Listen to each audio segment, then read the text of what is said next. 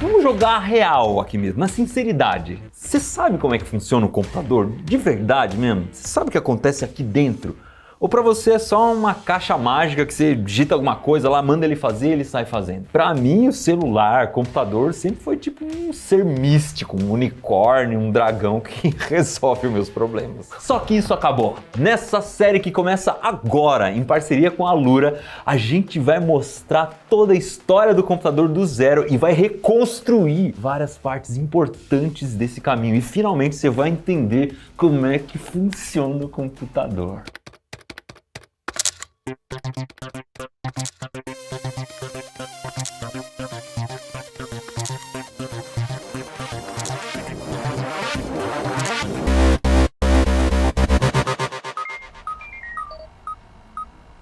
Para começo de conversa, o que significa exatamente a palavra computador? Computar é a mesma coisa que contar, calcular, e a gente já usa ferramentas para isso desde a pré-história. A primeira de todas foi essa aqui. Na pré-história, a gente conseguia com as mãos, facinho, contar até 10, e esse foi o primeiro mecanismo de computação digital. Literalmente, porque em latim, dígito significa dedo. Você já deve ter ouvido falar na expressão impressão digital, significa a marca que você deixa com a ponta dos seus dedos. Ainda na pré-história, eles usavam o bastão de contagem. Vai, mimosa! Vai, Clotilde! Ei, ei! Vai, chifrudo! Aqui, cada risco significa uma unidade. No nosso caso, cada risco é uma vaca que eu contei passando. Para melhorar um pouco essa contagem, você poderia, no quinto risco, fazer na horizontal. E aí, cada conjuntinho desse aqui, você sabe que significa 5. Fica bem mais rápido de contar. Se tiverem 4 desses, por exemplo, você sabe que passaram 20 vacas. É mais ou menos aquilo que a gente sempre vê nos filmes. O cara tá preso lá e ele fica contando os dias na parede e faz o risquinho. Que tanto no caso da vaca quanto na prisão, provavelmente fazia com os instrumentos um pouco mais rústicos do que essa minha canetinha hidrocor. Mas a primeira ferramenta revolucionária para calcular que a gente teve foi o ábaco. Essa belezinha aqui do lado, essa grade cheia de bolinhas. Ela foi inventada na Mesopotâmia 4.500 anos atrás, mas praticamente todas as civilizações tinham algum tipo de ábaco.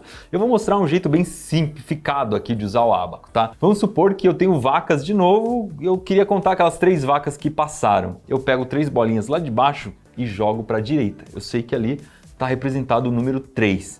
Mas e se fossem, por exemplo, 23 vacas? Aí eu pego as 2 bolinhas que estão na linha de cima e jogo para a direita também. Elas representam as dezenas. Então ali eu tenho 2 dezenas mais 3, 23 vacas. Agora, se eu quisesse, por exemplo, tirar 5 desse número aí, porque voltaram 5 vacas, eu pego na linha de baixo, volto 3, só que aí deu 20, né? Eu preciso ainda tirar mais 2 vacas. Aí eu volto uma dezena e jogo 10 bolinhas para a direita. Eu tenho 20 representado de novo, só que de outro jeito. Aí eu tiro mais 2, sobraram 18 vacas. Calculei 23 menos 5 usando só essas bolinhas. Dá para fazer vários tipos de conta com ábaco e ele é tão útil que tem gente que usa até hoje. Mas vamos combinar que você não clicou nesse vídeo para ver ábaco, nem basta com um pauzinho, né? Onde é que entram os computadores nessa história? Então, vamos pensar de novo na palavra computador. Quando a gente tem um nome que termina com "or", geralmente ele significa uma profissão. É lenhador, agricultor, pastor, pescador. Então, computador era o cara que computava. O computador era uma profissão, era uma pessoa, não era uma máquina. Um computador era contratado para fazer contas de transação financeira, converter data de calendário, calcular a posição de planeta. Era meio que uma mistura de astrônomo com contador. E essas pessoas faziam as contas na mão mesmo, ou no ábaco. Só para vocês terem uma ideia, a NASA, na década de 50, 60, tinha um departamento cheio de computadores humanos. No geral, eram mulheres que passavam o dia inteiro fazendo conta de trajetórias de foguetes. E o trabalho delas foi essencial para as conquistas espaciais da época. Se vocês quiserem saber mais sobre esse trabalho, dá para assistir o filme Estrelas Além do Tempo. Ok, hoje a gente não precisa mais de pessoas fazendo contas na mão, porque a gente tem os computadores máquinas para fazer isso pra gente. Mas essas máquinas, elas não funcionam sozinhas. Elas precisam de seres humanos para programar. Sim, eu sei o que você está pensando. A gente fala em linguagem de programação e a primeira coisa que vem na sua cabeça é Alura. Pois é, a Alura é simplesmente a maior escola online de programação e tecnologia do Brasil. Os caras têm uma plataforma gigantesca para você aprender dezenas de linguagens de programação. Quer ver só? Pena, fala qual que é a linguagem de programação. Python. Python, tem curso de Python, lógico que tem. Que mais? Node.js. Node.js, certeza absoluta que tem. Mais uma. Elixir. Tem, é lógico que tem. Tem desde as linguagens mais estabelecidas na programação, tipo C, COBOL, até as mais avançadas, tipo Kotlin, Flutter. Mas não é só a linguagem de programação que tem na Alura, eles têm tudo que você imagina de tecnologia. E agora eles estão inovando com outras formas de compartilhar conhecimento e estimulando os alunos a criar conteúdo de cursos, cases, desafios, uma imersão total. É um jeito sensacional de impulsionar a sua carreira, seja se aprofundando numa linguagem ou numa área específica, ou aprendendo alguma coisa do zero e descobrindo um caminho novo. Acesse o link que está aqui embaixo na descrição do vídeo e dá uma olhada nos cursos na plataforma, vale muito a pena. Eu sei, vocês querem que eu chegue logo nos computadores máquina mesmo, né? A primeira máquina com engrenagens era movida a manivela e foi encontrada na ilha de Anticítra, na Grécia. Ela tinha sido construída há uns 2100, 2200 anos atrás. A função dessa máquina era prever a posição dos astros no céu. Ela conseguia prever um eclipse, por exemplo. E era uma máquina completamente mecânica e analógica, ou seja, as engrenagens dela eram análogas à posição dos astros no céu. Era uma representação dos astros no céu. Opa, tá achando meio estranho, pô, vai construir tipo um computador arcaico para ver que lugar que tá a estrela, que lugar que tá a lua, qual que é a utilidade disso? É muito útil, porque isso tem tudo a ver com a contagem do tempo, para as pessoas saberem qual é a hora de plantar, qual é a hora de colher, qual é a estação do ano que a gente tá, onde vai ter cheia, onde vai ter chuva, onde vai ter seca. Durante a Idade Média, esses mecanismos foram avançando, né? Foram construindo máquinas um pouco mais complexas e foram aí que surgiram os relógios de torre. Eram aqueles relógios que eram visíveis de longe e tocavam um sino ali de uma em uma hora. Teve uma máquina dessas que era bem poderosa, foi construída pelo engenheiro árabe Al-Jazari em 1206. Essa máquina conseguia prever a posição do Sol e da Lua, as fases da Lua, e você ainda conseguia reprogramar a máquina para ela dizer quanto de sol e de noite tinha durante o dia, dependendo da estação do ano. E mais, ainda dava para programar a máquina para acionar robôs que tocavam músicas em determinadas horas do dia. Não é à toa que esse relógio é considerado o primeiro computador analógico programável e o Al-Jazari é considerado por muita gente como o pai da robótica. Adivinha quem, 300 anos depois, o Al-Jazari desenhou um projetão de como construir uma calculadora mecânica? Ele mesmo, Leonardo da Vinci. Só que para variar um pouco ele desenhou e não construiu a tal da calculadora. Quem botou a mão na massa mesmo, 150 anos depois, foi o físico e matemático francês Blaise Pascal. Ele construiu a primeira máquina de calcular digital totalmente mecânica. Esse Pascal era um baita de um gênio. Na matemática, por exemplo, ele deu os primeiros passos para a gente calcular probabilidade. Ou seja, se hoje a gente sabe qual é a chance de ganhar na Mega Sena, a gente deve grande parte a isso ao Pascal. Na física, ele também calculou como funciona uma prensa hidráulica. Ele conseguiu descobrir que a pressão varia conforme a altura e não é à toa que no sistema internacional a unidade que a gente usa para medir pressão é o Pascal. Com 19 anos, o Pascal já começou a desenhar a máquina que ele queria que fosse aquela calculadora. E depois de 50 protótipos, ele conseguiu construir a Pascalina, que é essa máquina que conseguia fazer contas. E como aqui é manual do mundo, a gente simplesmente reproduziu uma Pascalina.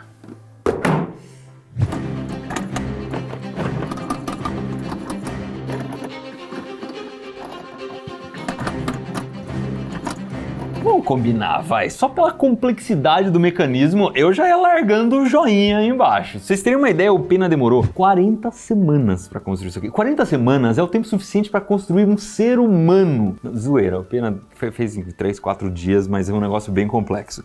Como é que funciona essa máquina aqui? Ela tem 3 dígitos, ou seja, por isso que ela é uma máquina digital, ela dá o resultado em números. Então a gente tem 000, vai até 999, a gente consegue fazer cálculos que ficam entre 0 e 999. A máquina original chegava até 8 dígitos, a gente não vai construir tudo isso, senão seria gigante e o mecanismo é repetitivo. Como é que a gente consegue fazer uma conta de adição aqui, por exemplo? Vamos fazer 758 mais 142. Nesses discos aqui eu escolho os números que eu quero, então 748 seria o número 7, eu coloco o dedo no 7 e giro como se fosse um telefone de disco daqueles antigos. Olha, o 7 apareceu lá. 758. 758. Mais 142, eu coloco 142 aqui. 1, 4, 2. Ah, olha o 900. Da hora, hein? Mas calma que essa máquina faz subtração também, faz conta de menos. Então vamos pensar numa conta bem chatinha de fazer no papel, tipo 654 menos 567. Para subtração, a gente não vai usar esses números pretos. Eu desço essa régua e tcharam! Tenho números vermelhos. E eu não zero a máquina no 000, eu zero a máquina no 999. Então vou dar uma giradinha aqui. Isso aqui vai ser o zero para subtração, tá? Então 654 eu vou colocar aqui, mas usando esses números pequenininhos que estão mais perto do eixo. Então você tá vendo que tem 6 aqui? Eu giro, ó, 654. E agora, número que eu vou tirar, eu já não uso mais os pequenos, eu uso os normais. 500, eu venho no 5 grandão aqui, 567. 87. Funcionar, a bichinha funciona. A questão é como, que mágica que ela faz aqui, como é que funcionam essas engrenagens. Primeira coisa que a gente tem que saber é que essa máquina é dividida em 3 partes. A primeira parte é o teclado, vamos chamar assim, né? Que funciona como se fosse o teclado da calculadora de hoje em dia, onde você coloca os números para calcular. Aqui em cima, a gente tem uma espécie de tela, onde você vê o resultado. E lá dentro, a gente tem o cérebro dela. Tecnicamente, nessas máquinas antigas, a gente chama de acumulador. Pensando primeiro no teclado, as peças são bem simples, tá? Todo esse conjuntão aqui, ó, é uma peça só. Eu giro aqui em cima, giro embaixo, idêntico. Então a gente tem na prática só 3 peças. Vamos tirar esse teclado fora para simplificar a máquina, então. A parte do mostrador também é bem simples. Basicamente é um tambor, que aqui na lateral dele a gente tem os números. Embaixo do tambor vai ter uma engrenagem. Conforme eu giro o acumulador, você pode ver que a rodinha do acumulador está girando a engrenagem. Então, esse tambor nada mais faz do que traduzir essa rodinha do acumulador para um número. Ele leva o que o acumulador está fazendo lá para cima. Essa aqui é a máquina por dentro. O que a gente tem que saber? Aqui no acumulador, cada parafusinho desse é um número. Então, nessa primeira casa, nesse primeiro disco, cada parafuso é uma unidade. No segundo disco, cada parafuso é uma dezena. E aqui no terceiro disco, cada parafuso é uma centena. No momento em que eu giro um parafuso aqui, é como se eu fizesse isso aqui, ó. Ele vai do 0 para o 1. Se eu girar mais uma vez, ele vai do 1 para o 2 e assim por diante. Então eu tenho aqui 2 e eu quero somar, por exemplo, 3. Eu giro aqui embaixo mais 3 vezes e ele vai girar aqui 3 vezes. Eu já tenho o resultado, que é 5.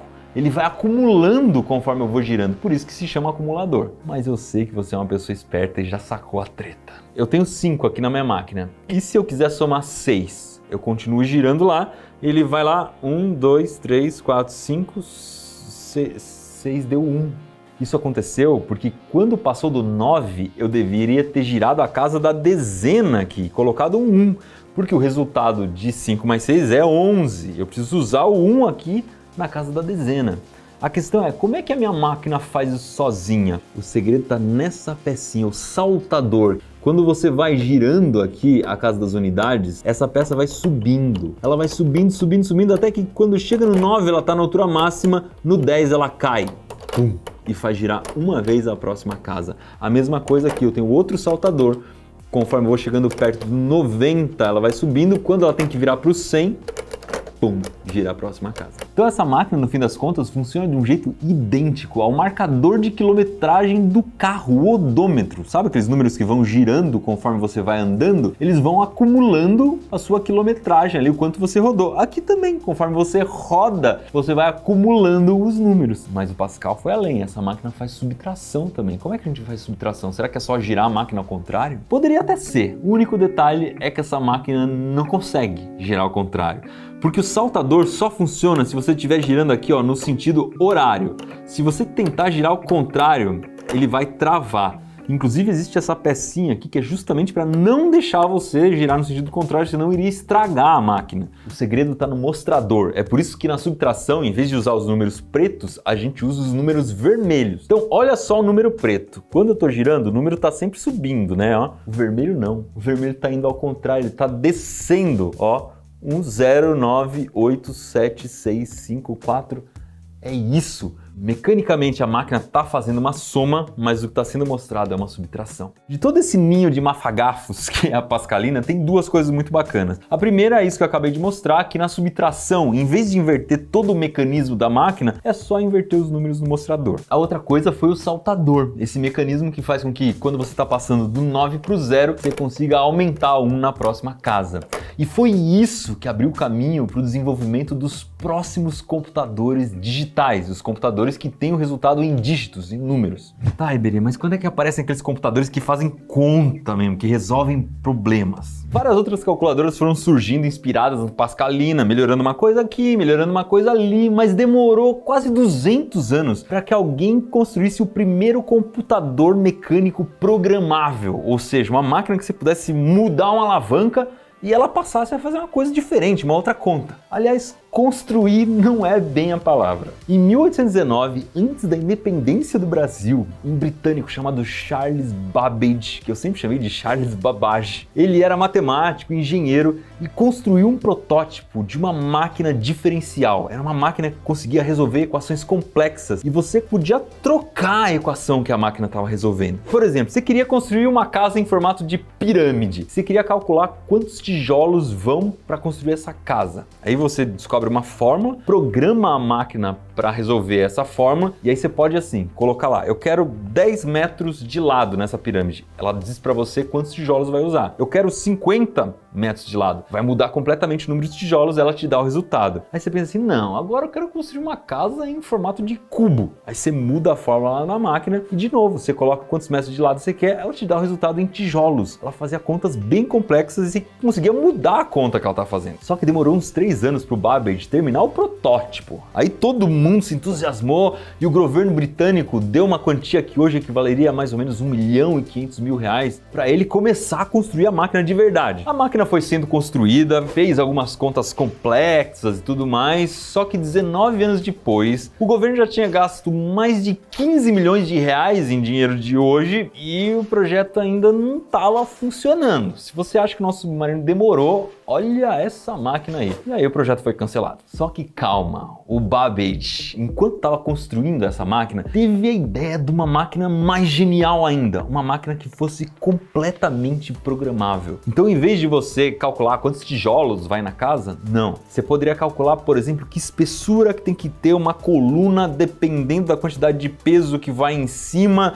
e da altura da casa, ou seja, você conseguiria colocar um monte de parâmetros, várias contas acontecendo ao mesmo tempo e tudo isso programável. Você podia trocar um parâmetro ali e mudava completamente o resultado. O nome desse computador era Máquina Analítica. Os projetos começaram em 1833 e o Babbage passou o resto da vida dele trabalhando nisso, refinando os mecanismos, pensando nas peças, construindo protótipos. Quando ele terminou, a máquina era capaz de armazenar 1000 números de 40 dígitos. Por padrão, sem precisar programar, a máquina tinha as 4 operações básicas, era capaz de comparar números, fazia a raiz quadrada e quando você colocava uma equação lá dentro, dava para colocar condicionantes. Por exemplo, se o número for maior que isso, faça aquilo. Se ele for menor que tanto, faça outra coisa. E até dava para rodar em loop, ou seja, cada vez que você rodava todas as contas, você podia acrescentar um número ou tirar outro. Tudo isso já é bem parecido com o computador que a gente conhece hoje. Só que como era um computador mecânico, você não colocava lá um pendrive, nem um disquete, né? A máquina era programada por cartões perfurados. Era o jeito que se fazia na época já nos teares, nas máquinas que faziam tecidos. Além disso, a máquina tinha 3 saídas, uma impressora, um mecanismo que desenhava gráficos e um sino. Só que tem um detalhe triste nessa história. Não, calma, não vou falar que ele morreu, não foi isso, é que a máquina não nasceu. Ele já tinha o projeto pronto, tudo certinho, funcionaria tudo perfeitamente, ele saiu atrás de alguém que pudesse financiar, pagar o projeto, né? Afinal de contas, tinha que construir assim um monte de engrenagens, manivelas, etc, etc, etc. E o projeto era muito grande, muito complexo. Se na outra máquina ele já levou 19 anos, gastou 15 milhões de reais e não terminou, quem que ia financiar essa outra? Que ia demorar mais tempo e ia custar muito mais caro? Ninguém. No fim das contas, a máquina analítica nunca saiu do papel, mas ela foi muito importante para a história da computação. Tanto que existia uma pessoa que trabalhava com o Babbage, chamada Ada Lovelace, que era matemática, escritora, que acreditava muito no projeto e foi quem escreveu o primeiro algoritmo, né? O primeiro código que iria rodar nessa máquina. E por isso, ela é considerada a primeira programadora da história. Mas agora a gente tem um problema, né? Se o Babbage projetou uma máquina tão bacana, que seria o próximo passo da computação, mas a máquina não pode ser construída, será que esse passo não pode ser dado? Será que a gente chegou no limite da computação? Talvez sim, mas só que teve uma outra invenção que acabou com esse limite. Foi o domínio da energia elétrica. Mas essa história fica para o nosso próximo episódio da saga dos computadores, fechou?